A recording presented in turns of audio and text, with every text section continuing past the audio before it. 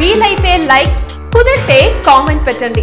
ఇలాంటి interesting breaking big news మాకు తెలిసిన వెంటనే మీకు తెలియజేస్తాం. నా దృష్టిలో పడక గది సంబంధాలకు అంత విలువ ఇవ్వను. వాటికి పెద్దగా ప్రాధాన్యం ఉండదని అనుకుంటాను. కానీ మనుషులతో బంధాలకు ప్రాధాన్యం ఇస్తాను. ఓ వ్యక్తి నాకు ఎలాంటి సంతోషం కలిగిస్తాడు అన్న దానిని బట్టి రిలేషన్స్ని డీల్ చేస్తాను అని అన్నారు ఆర్జీవి ఆలియాస్ రామ్ గోపాల్ వర్మ.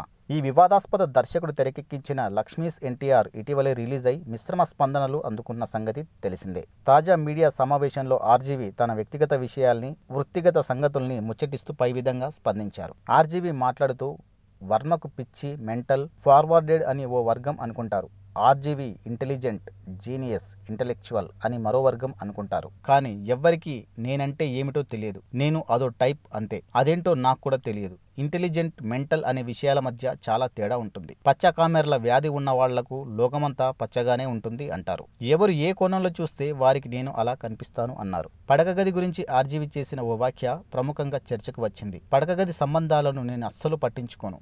ఎందుకంటే బంధాలు, అనుబంధాలకు నేను బహుశా దూరం. అలా అని రిలేషన్స్ ను నేను పట్టించుకోనని అనుకోవద్దు అంటూ వ్యాఖ్యానించారు. ఎన్టీఆర్ గురించి వ్యాఖ్యానిస్తూ, ఎన్టీఆర్ అంటే నాకు చాలా ఇష్టం.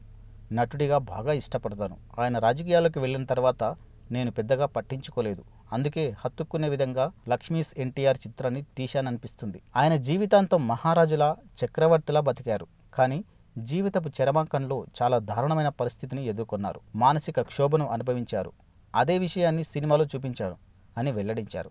అభ్యంతరాలు ఉండకూడదనే ఉద్దేశంతోనే లక్ష్మీస్ ఎన్టీఆర్ చిత్రంలో పాత్రల పేర్లను మార్చాల్సి వచ్చిందని తెలిపారు. For more details please like, share and subscribe.